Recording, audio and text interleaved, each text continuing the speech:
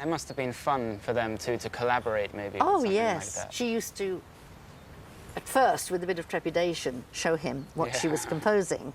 And she wrote to Georges Sand saying that she'd just written a song called Le Roseau et le Chêne, and she wanted to show it to Chopin, but she was a bit afraid in case he didn't think it was good enough. Well, he obviously did, because he played it for her at the concert at Salle Pleyel in 1842.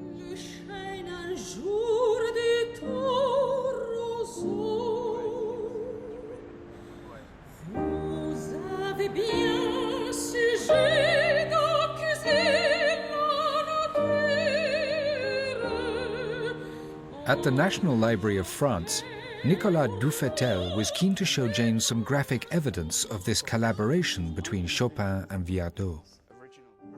They sang at a concert in the Salon Pleyel a melody by Pauline Viardot, Le Chêne et le Roseau. And there is a manuscript here in the Bibliothèque Nationale with Chopin's corrections. So he helped her for the composition and for the interpretation. I see. So do you want to see it? I'd love to see. And it has his writing on it? Yes, with a pencil. So I can't touch it, obviously. Sorry. This is Le Chêne et le Roseau. This manuscript could be the one used for the concert. So it was in Chopin's hands. Yeah. You see his handwriting. Wow. So you see the handwriting very applicated because it has to be used. And Chopin is quite shaky. Yes. Because it was certainly written on the piano. Okay. So you can imagine Pauline Viardot standing up. Well, and I Chopin do the same sitting. thing. I write on the piano and how to Chopin play. did the same, of course. Yeah.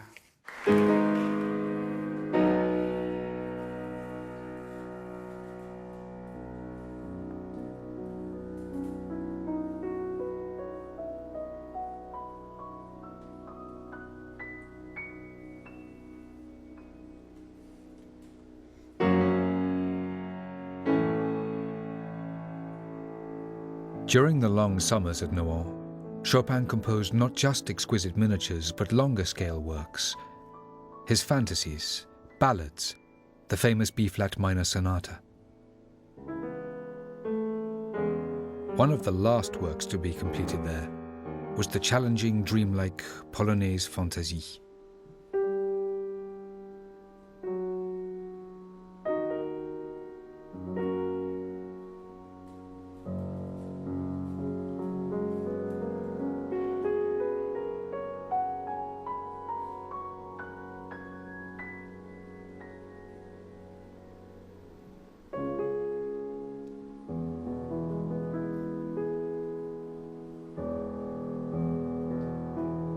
Much of Chopin's composition was born out of his extraordinary powers of improvisation, which never failed to dazzle an audience.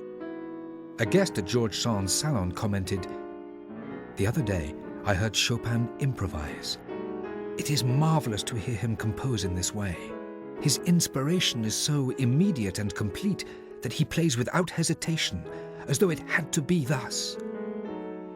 But when it comes to writing it down and recapturing the original thought in all its details, he spends days of nervous strain and almost frightening desperation.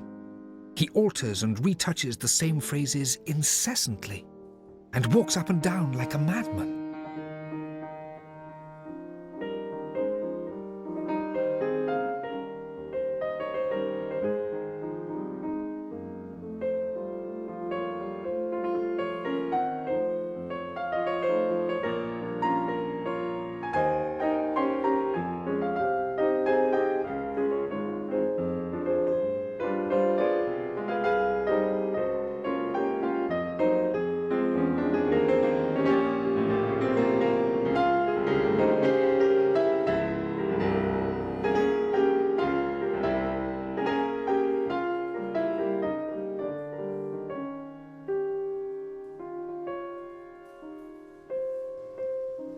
Chopin and Georges Sand lived side by side for 8 years, both at Nohant and at apartments here at the Square d'Orléans.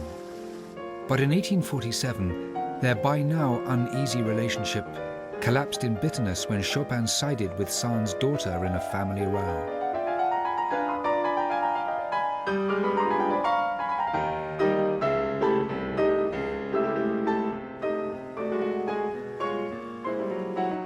In June 1848, the year after his separation from Sand, alone, short of money and in deteriorating health, things got even worse for Chopin when Paris descended into chaos.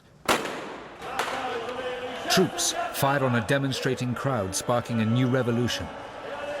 The French King Louis-Philippe was overthrown, and when he fled to England, the French aristocracy followed swiftly behind, fearing another reign of terror.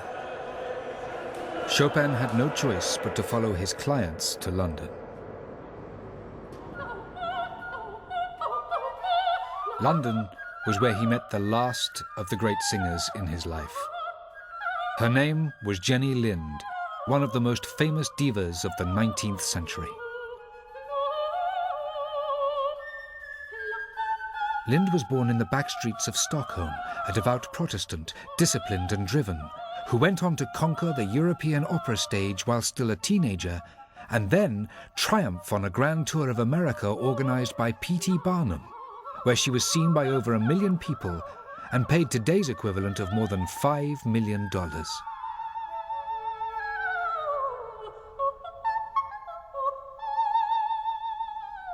By the time they met, Chopin had all but finished composing.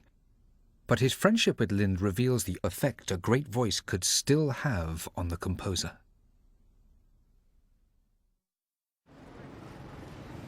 James and Natalia traveled to Brussels to meet a Scandinavian couple, Cecilia and Jens Jorgensen. The Jorgensens have spent the last 7 years exploring the relationship between Chopin and Lind. They both had careers in business, but since retiring have been caught up like so many before them in the mysteries and uncertainties surrounding Chopin's life. I'm curious. Cecilia first became intrigued when she read of Chopin's encounter with her fellow Swede Jenny Lind. Since then, she and Jens have been working as researcher-cum-detectives, trying to uncover what happened between these two great musicians.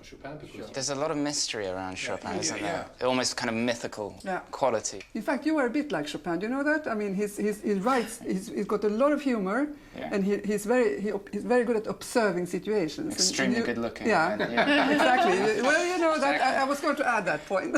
I should cough more. Yeah. With the long nose. Yes, that's a good start. What fascinates me is we're talking about, you know, the last few months of his life. What was it that actually really got you to sit up and think, wow, there's something really new here, something really intriguing? And you spent, what, 7, 8 years now? Today, nobody else has ever spoken about Chopin, Jenny Lind, no other scholars, so it's kind of new information in general. There are sort of clear evidence, of course, that Chopin and Jenny Lind had a very special relationship that went far beyond a mere acquaintance. Okay. You can hear from his letters that they had a close relationship. There's a letter from Jenny Lind to a friend from the 9th of November, 1849, that is just 9 days after his funeral. And in that she talks about her loss of Chopin, and that she feels numb by this loss. After his death, she wrote music to his mazurkas. An arrangement. An arrangement for voice and piano. For voice and piano, and it's Faithful Love Will Never Die. So how did the ailing Polish composer and this young Swedish singer meet?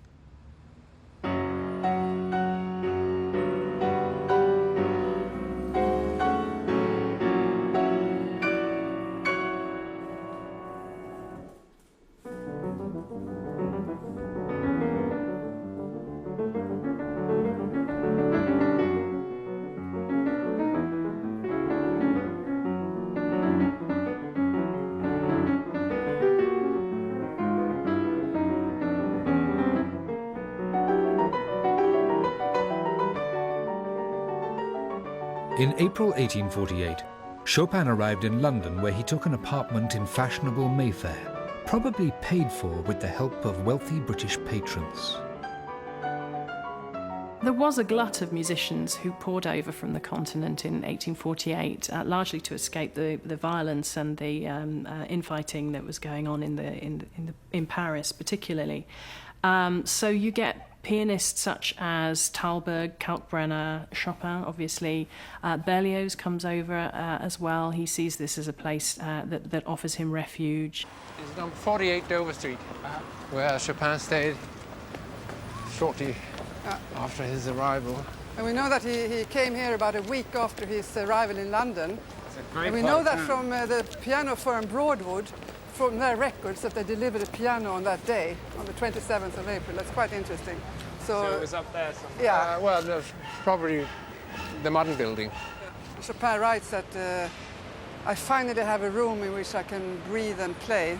At the point at which Chopin came to London and tried to establish himself in 1848, he was a very sick man. He certainly was by the end of several months of trekking around London society, being introduced to the ton, the fashionable crowds. Probably the most prestigious appearance that Chopin made whilst in London was his presentation to Queen Victoria and Prince Albert at Stafford House. This was at a gathering hosted by the Duchess of Sutherland. And Stafford House was a very, very beautiful, still is, it's now known as Lancaster House, a very, very beautiful setting for a concert, just a stone's throw from St James's Palace. And Chopin was presented to the Queen and the Prince Consort. His sense was that he was politely welcomed.